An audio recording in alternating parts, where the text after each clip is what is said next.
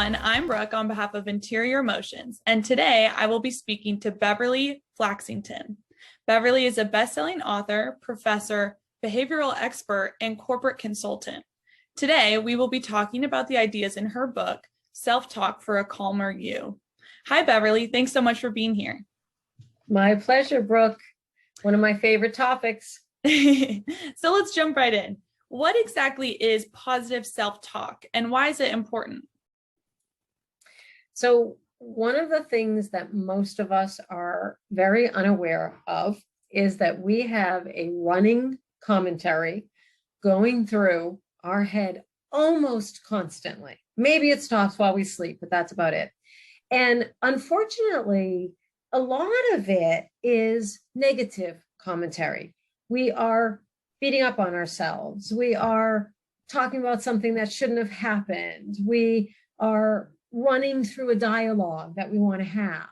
And we're not aware that so little of it is positive self-talk that builds us up, that keeps us focused on positive things, and that really, in a way, gives us that emotional strength that we need to be able to get throughout our days. So it's the messages, the committee, the words that swim around in our brains.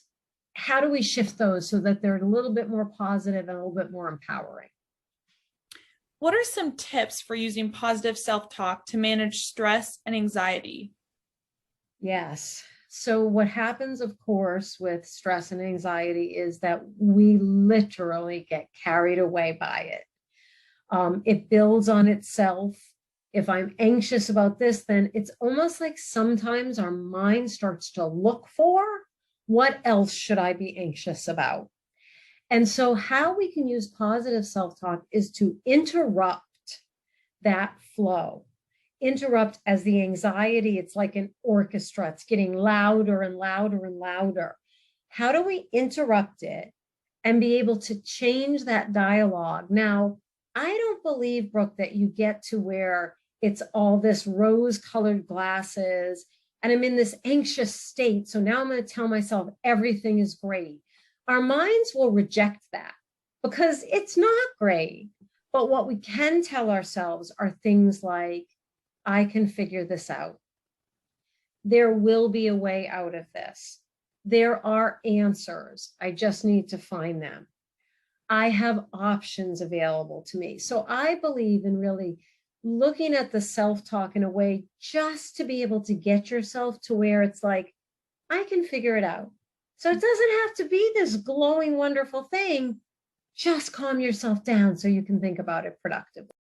Right. How can the power of positive self-talk be harnessed and implemented in the workplace?